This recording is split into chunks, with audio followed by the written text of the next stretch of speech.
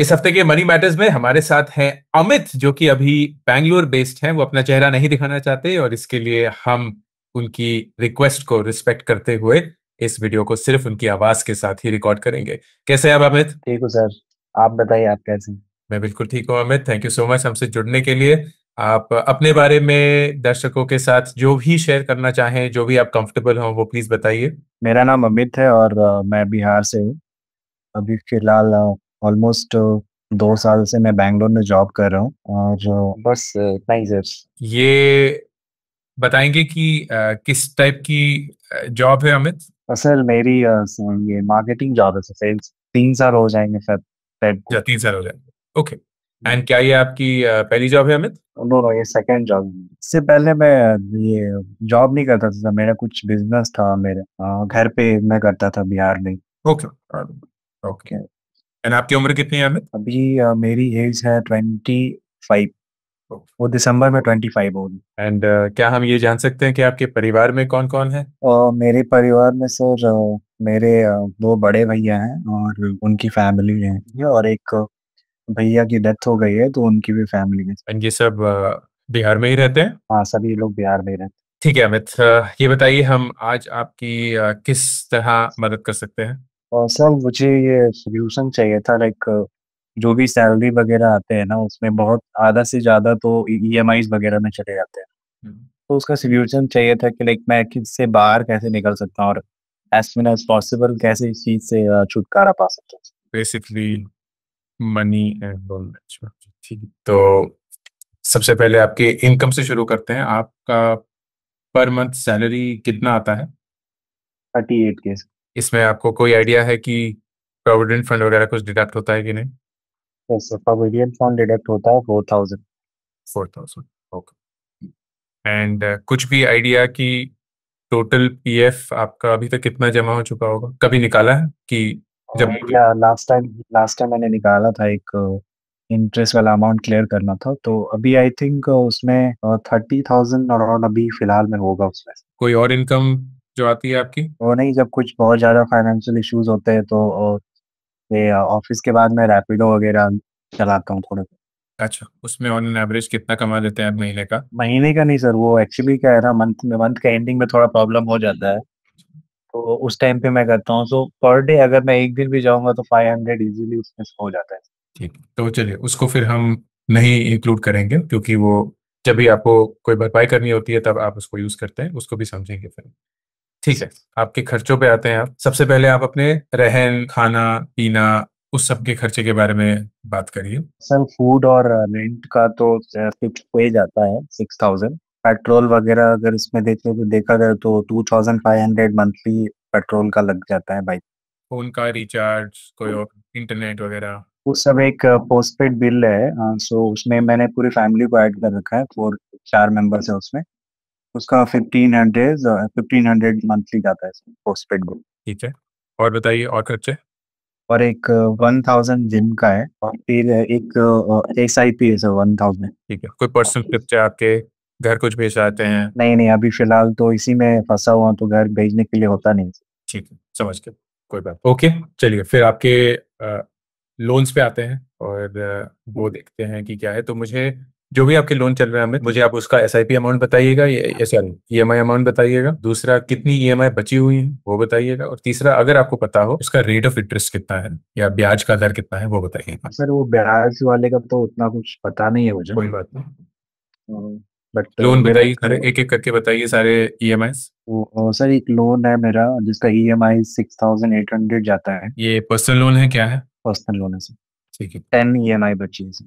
ठीक है। और एक 3,000 EMI जाती है जिसका नेक्स्ट मंथ वो क्लियर हो जाएगी। एक है 4,000 की है जिसकी अभी 12 EMI बची है। और एक मेरा घर का होम लोन है, और मेरे पेरेंट्स के डेथ के बाद मैं वो भी मैं ही पे कर रहा हूँ, तो उसका 4,000 जाता है सर अभी। अब उसकी ईएमआई कितनी बची? उसका आउटस्टैंडिंग अमाउंट अभी फिलहाल में आई थिंक 80,000 अराउंड होगा। और उसके बाद फिर एक मैं जब बिजनेस कर रहा था तो उस टाइम पे मैंने रिलेटिव से कुछ इंटरेस्ट पे पैसे लिए थे, 1.5 लाख, जिसका मैंने 1 लाख क्लियर कर दिया है। अभी 50,000 उसका ड्यू है, जिसका इंटरेस्ट 1,500 पर मंथ जाता है। सिर्फ आप इंटरेस्ट इंटरेस्ट ही पे कर रहे हैं, लेकिन 50K अभी भी बचा हुआ है। वो एक्चुअली पहले 1.5 लाख था सर, वो पीएफ वगैरह इधर उधर निकाल उकाल के मैंने 1 लाख क्लियर किया है, और अभी फिलहाल 50,000 और बचा है।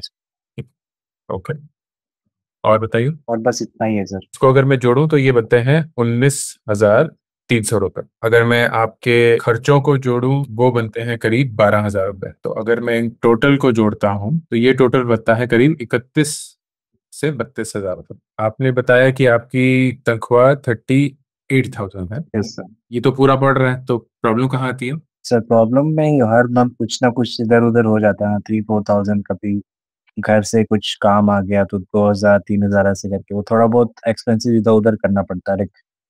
पर मंथ ऐसा नहीं है कि 6,000 मेरे पास सेव हो ही जाता है, क्योंकि खर्चे तो कभी भी आ सकते हैं ना।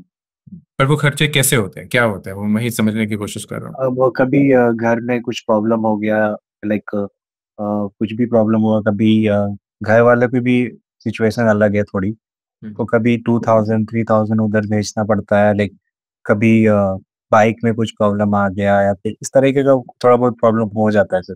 ठीक है, अभी आपके पास बैंक में कितने पैसे होंगे? सर वो सेविंग्स नहीं कर पा रहा हूँ, इसीलिए तो इसी का सोल्यूशन चाहिए था सर। ठीक है, ओके, तो कैश बैंक में अभी 0 के करीब होगा।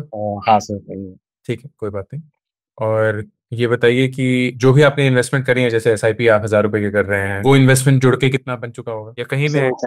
अभी ज्यादा टाइम नहीं हुआ है, 7 मंथ ही हुआ है वो SIP। और सिर्फ यही एक SIP आपने करी है, कभी और कोई इन्वेस्टमेंट किया है?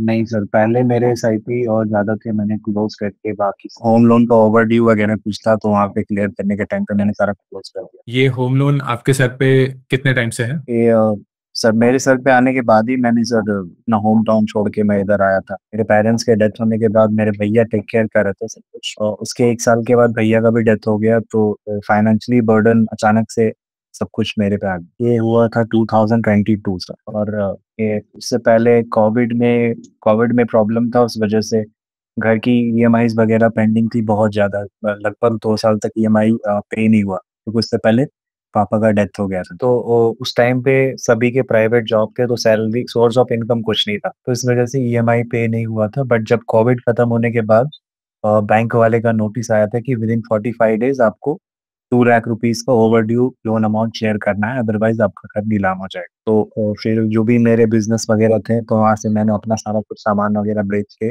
जो भी मेरे पास सेविंग्स थे, जितना भी कुछ मेरे पास था, सब कुछ खत्म करके मैंने वो ओवरड्यू लोन अमाउंट क्लियर किया। उसके बाद मेरे पास कुछ ऑप्शन नहीं बचा, तो फिर मैं बैंगलोर आया था। और फिर ये जो आपको जॉब मिली, ये ऐसे ही जानना चाहता हूँ, कैसे कैसे मिली ये नौकरी? मैं जब वापस मैं जब बैंगलोर आ रहा था, तो मैंने ट्रेन से ही बहुत सारे एप्लीकेशन से अप्लाई किया था जॉब के लिए। तो फिर वो मैं इधर आने के बाद सभी जगह इंटरव्यूज के लिए गया, और फिर फाइनली एक जगह मैंने ज्वाइन किया था। उस टाइम पे स्टार्टिंग सैलरी मेरी 18,000 थी। जी, 3 साल पहले जब आपने ज्वाइन किया था। हाँ, जब मैंने ज्वाइन किया था 18,000 थी। उस टाइम पे भी ये फाइनेंशियली, बिकॉज ये लोन्स वगैरह इतने थे, तो मैं कर नहीं पाता था। तो ऑफिस के बाद मैं 3-4 घंटे रेगुलर रैपिडो चलाता था। तो अभी तो बहुत कुछ नॉर्मल हो गया है, बहुत सारे मैंने खत्म भी कर दिए हैं, तो अभी फिलहाल ये सिचुएशन है। बट सेविंग्स कुछ नहीं हो पाया है, इस वजह से ही मैं कभी सोचता हूँ कि कुछ इमरजेंसी फंड वगैरह मेरे पास नहीं है, अगर कुछ ऐसा हो जाता है तो वहाँ पे कैसे मैनेज करूँ। समझ लो। इस उम्र में ये सारी चीजें देखना, इसकी जिम्मेदारी ले पाना, सब कुछ संभाल पाना बहुत मुश्किल रहा होगा। एंड आपने, ऐसा लग रहा है कि आप थोड़े से थके हुए हैं, ऐसा लग रहा है कि आप थोड़ा सा जिंदगी में परेशान हैं, और मैं समझ सकता हूँ। लेकिन अगर थोड़ा सा भी एक बड़े भैया के नाते, या ऑलमोस्ट आपके पिताजी की उम्र के नाते आपको बोल सकूं, तो यही बोलूंगा कि 25 साल की उम्र में अमित जितनी जिम्मेदारियां आपने अच्छे से निभाई हैं, वो बहुत बहुत कमेंडेबल है। बस यही दिख के आया कि कभी हार नहीं मानी, और हार मानने का मौका नहीं मिला, तो जो कुछ भी हुआ वो किया। ऑप्शन नहीं था सर, हार मान लेते तो फिर घर चला जाता। बिल्कुल बिल्कुल, वही शायद। एक्चुअली वो लोन का EMI कम इसलिए क्योंकि वो जो पापा ने होम लोन लिया था ना, वो दीदी के शादी के लिए लिया।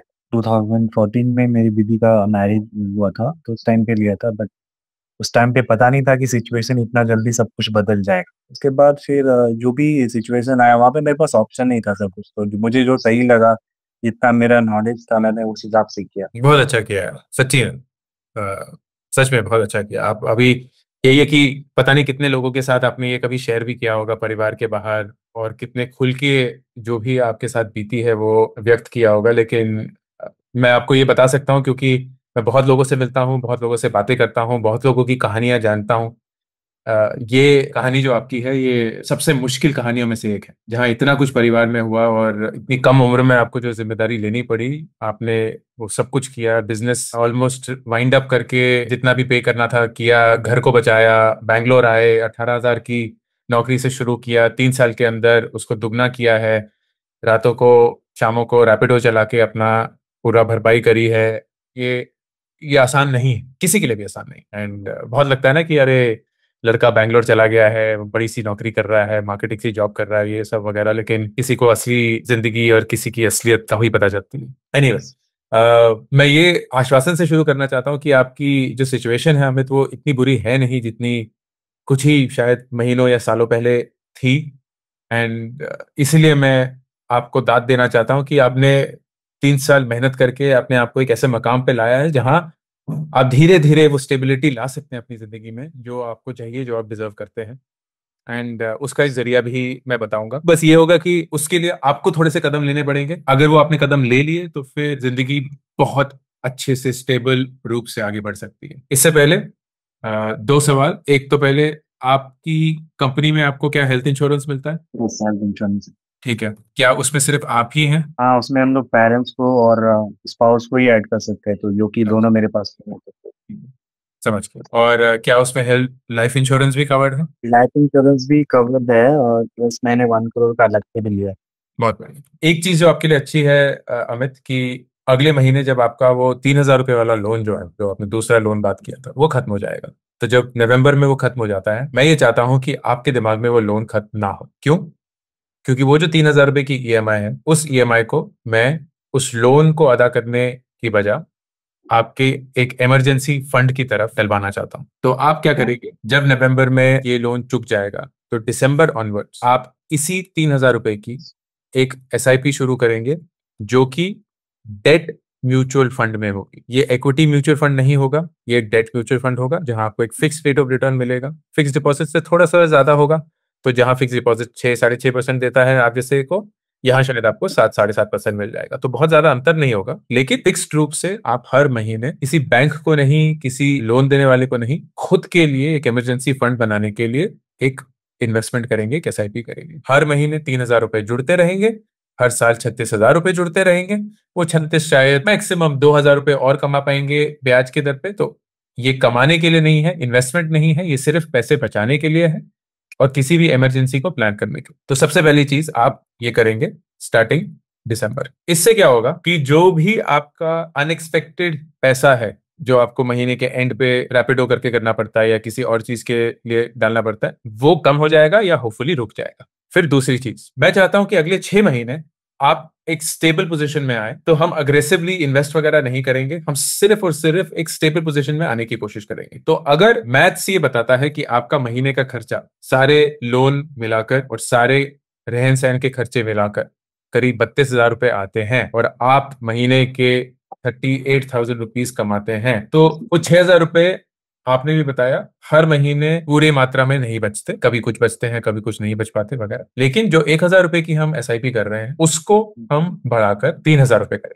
और ये हम 6 महीने तक करेंगे और देखेंगे कि स्थिति कैसे रहती है। अब ये कहाँ डालना है? 1,000 रुपए आप डालेंगे निफ्टी 50 म्यूचुअल फंड में, 500 रुपए आप डाल दीजिए अगर आपको लगता है सही एक गोल्ड म्यूचुअल फंड में या एक गोल्ड ईटीएफ में, क्योंकि गोल्ड बड़े अच्छे से बढ़ रहा है। एंड बाकी के 500 रुपए आप डालेंगे एक फ्लेक्सी कैप, जो कि लार्ज कैप मिड कैप में थोड़ा सा मिक्स करके उसको हैंडल करेगा। बाकी बच गए आपके जो 4,000। अब ये 4,000 रुपए किसी महीने बचेंगे, किसी महीने नहीं बचेंगे, कैसा होगा कैसा नहीं होगा वो चलता रहेगा। ये चीज आपको अगले 10 महीने तक करनी है, जब तक आपका पहला लोन जो कि 6,800 वाला है वो पूरी तरह से चुक नहीं जाता। तो हम उस लोन को जल्दी से चुकाने की कोशिश नहीं करेंगे, हम कोई भी ऊपर अपने बोझा नहीं लेंगे, हम कोई भी और नया लोन भी नहीं लेंगे। हम सिर्फ और सिर्फ अगले 10 महीने नंबर एक एक इमरजेंसी फंड की तरफ इन्वेस्ट करेंगे, और नंबर 2, 1,000 रुपए की एसआईपी को 3,000 रुपए की एसआईपी करें।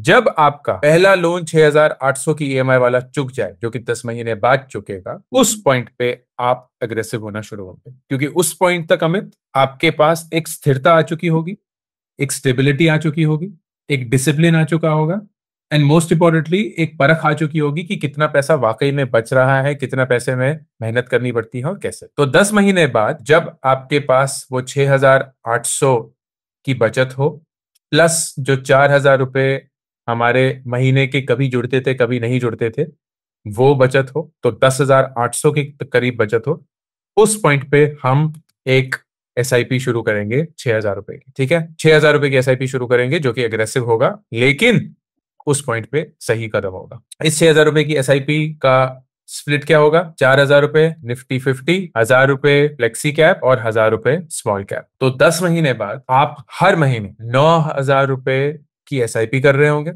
6,000 रुपए जो आप 10 महीने बाद शुरू करेंगे, 1,000 रुपए जो आप ऑलरेडी कर रहे हैं, 2,000 रुपए जो आप अगले महीने से शुरू करेंगे, और 3,000 रुपए की इमरजेंसी फंड इन्वेस्ट कर रहे हैं। तो हर महीने आपके 38,000 की सैलरी में से, चाहे वो बढ़े या ना बढ़े, आप 12,000 रुपए इन्वेस्ट कर रहे हो।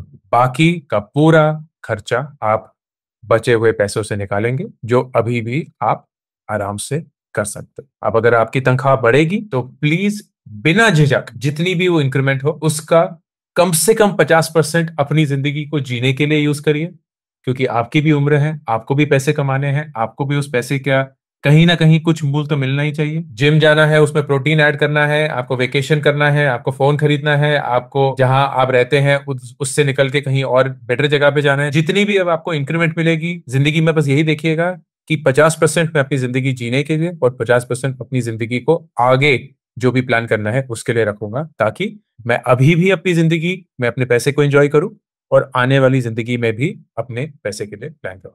अगर आप ये सब करते हैं, मैं थोड़ा सा अंदाजा देना चाहता हूं आपको कि इससे क्या होगा। अगर आप 9,000 रुपए जैसे हमने बताया वो आप इन्वेस्ट करना शुरू करेंगे, एंड हर साल मान लीजिए उसको 5% से बढ़ाते हैं, एंड इस पूरे इन्वेस्टमेंट पे आप 15% ऑन एन एवरेज कमा पाते हैं। 10 साल तक अगर आप ये करेंगे अमित, तो आप 28 लाख रुपए कमाएंगे। 20 साल तक अगर यही करेंगे तो 1,60,00,000 रुपए कमाएंगे। एंड अगर आपने 30 साल तक ये कर लिया, मतलब 55 साल की उम्र तक आपने ये कर लिया, तो आपके बैंक में उस समय 7,21,00,000 रुपए होंगे। अब ये लगता बहुत दूर की बात है, आपकी उम्र में आपको लगता है कि यार 30 साल तक किसने देखा है, क्या सोचा है, लेकिन शुरुआत से ही ये जुड़ जुड़ के बूंद सागर बनेगी, जो आपको एक आदत डालनी पड़ेगी। इस अप्रोच में बताइए मुझे, आपको क्या अच्छा लग रहा है, क्या अच्छा नहीं लग रहा है? और सर ये एक जो इंटरेस्ट वाला 15,000 बचा है उसका सोल्यूशन कुछ चाहिए था, उसको न केवल देखिए,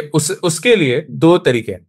नंबर 1, आप अभी तो सिर्फ दे रहे हैं इंटरेस्ट, तो जिस इंसान को ये इंटरेस्ट मिल रहा है उसको तो कोई प्रॉब्लम है नहीं, क्योंकि उसको तो इंटरेस्ट मिल रहा है, उनके लिए तो बहुत ही बढ़िया। और वो 1,500 रुपए भी है तो बिल्कुल भी कम नहीं है। 18,000 रुपए वो साल का कमा रहे हैं 50,000 रुपए के प्रिंसिपल पे। The way that you have to think about this is, जो आपका 10 महीने बाद पैसा बनेगा या बचेगा, जैसे कि 12 महीने बाद आपका जो तीसरा पर्सनल लोन है 4,000 रुपए वाला, वो भी खत्म हो जाएगा। आप उस 4,000 रुपए का आप क्या करेंगे? मेरी राय ये रहेगी, उस समय पे आप इस 4,000 रुपए की ईएमआई को खत्म ना समझकर उसको इस लोन की तरफ डाल दीजिए, ताकि 1 साल के अंदर अंदर वो लोन भी चुक जाए। इन सारे लोन्स को जल्दी से चुकाने की कोशिश मैं जानता हूं आपकी होगी अमित, लेकिन करिएगा मत, क्योंकि जितना आप ज्यादा जल्दी इनको चुकाने की कोशिश करेंगे, हालांकि ये बहुत महंगे लोन हैं, उतना ही आप शॉर्टकट्स लेंगे और फिर से फंस जाएंगे, जो आप नहीं चाहते।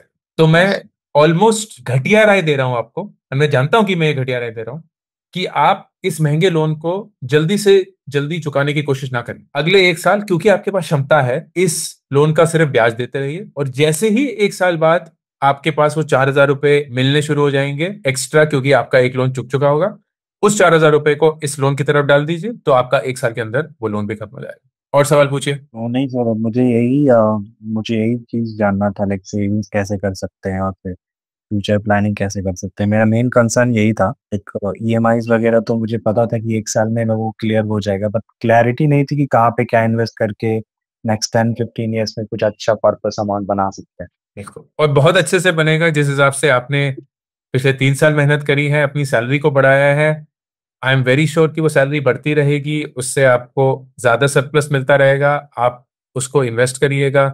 जल्दबाजी में बिल्कुल भी पैसे कमाने की कोशिश मत करिएगा। तो 10-15 साल का जो आपने टाइम फ्रेम बोला वो बहुत अच्छा है। 2-3 साल के अंदर ही मत कमाने की कोशिश करिए, 4-5 साल में ही बहुत ज्यादा पैसे हो वो मत कोशिश करिएगा। धीरे धीरे पैसे बनते रहेंगे। जितना पैसे आप कमाते हैं उसको प्लीज एंजॉय भी करिए, इन्वेस्ट भी करिए, ताकि जब आप 35, 40, 50 साल के हों, आपके पास ना सिर्फ एक जिंदगी हो जिसमें बहुत सारे अनुभव रहे हैं और बहुत सारी यादें हैं, लेकिन आपके पास पैसे भी हों कि आने वाली जिंदगी भी सुरक्षित हो। एक क्वेश्चन और था सर, वो एक कभी कभी क्या होता है ना, 6 मंथ और 7 मंथ में कुछ बोनस भी मिलता है कंपनी के साइड से, 30,000 40,000 ऐसे करके। तो उस पैसे को जो मिलेंगे उसको क्या करना चाहिए? 50% इन्वेस्ट और 50% पर्सनल यूज के लिए, या फिर उसको किसी लोन वगैरह को क्लियर कर सकते हैं एक बार में? जो भी आपको, बहुत बढ़िया सवाल है, जो भी आपको बोनस मिलेगा Amit, 100% of that goes towards वो 50,000 रुपए वाला लोन, क्योंकि वो बहुत बड़ा लोन। तो आप उस पॉइंट पे इन्वेस्ट करने का ना सोचे, उस पॉइंट पे आप उस लोन को क्लियर करने का सोचे, क्योंकि आप इन्वेस्टमेंट तो अलग से करते ही आ रहे हैं। तो जब भी कोई भी बोनस मिले, 20 मिले, 30 मिले, 40 मिले, जितना भी मिले, पूरा का पूरा आप उस लोन के प्रिंसिपल को चुकाने की कोशिश करें, ताकि ब्याज भी जितना देना हो वो कम हो और अल्टीमेटली वो लोन भी जल्दी से चुक जाए। और कोई सवाल अमित? तो नहीं सर, आज फिलहाल तो कुछ सवाल नहीं है इनसे, बस इतना ही सवाल था सर। बढ़िया, बहुत अच्छा। फिर से वेल डन माय फ्रेंड, बहुत अच्छे से आपने अपनी जिम्मेदारियों को निभाया है। आई एम वेरी श्योर निभाते रहेंगे। एंड आई रियली होप कि जितना आपने देखा है, जितना परिश्रम किया है, जितनी जद्दोजहद से आपने अपनी जिंदगी को संभाला है, उस सब का आपको बहुत अच्छा फल मिले। I am very very sure कि आपकी जिंदगी में वो स्टेबिलिटी, वो सिक्योरिटी आएगी जिसकी आपने कामना करी है और जिसके लिए आपने इस कॉल को भी ज्वाइन किया। And it is just a matter of being discipline. जो आपने अभी तक अपने लोन्स की तरफ और अपने परिवार की तरफ जिम्मेदारी दिखाई है, वही जिम्मेदारी आप खुद की तरफ दिखाइए, and you will absolutely be in a good spot. Yes. All the best my friend, take care. आपको और पूरे परिवार को दिवाली की शुभकामनाएं। एंड आने वाला साल आप सब लोगों के लिए बहुत बहुत अच्छा रहे। All the best. Thank you sir. Thank you. मेरी लेटेस्ट किताब बियॉन्ड द सिलेबस सिर्फ टीनेजर्स के लिए लिखी गई है, क्योंकि उनको अपनी एक स्पेस चाहिए। वो एक बच्चे से एक अडल्ट बनने की जर्नी कवर कर रहे हैं, एंड इस जर्नी में बहुत सारी चीजें शायद उनको वैसे नहीं मिलती जैसे उनको उनकी जरूरत है। ये किताब उनके लिए, उनकी जर्नी के लिए, something that school will never teach you, beyond the syllabus.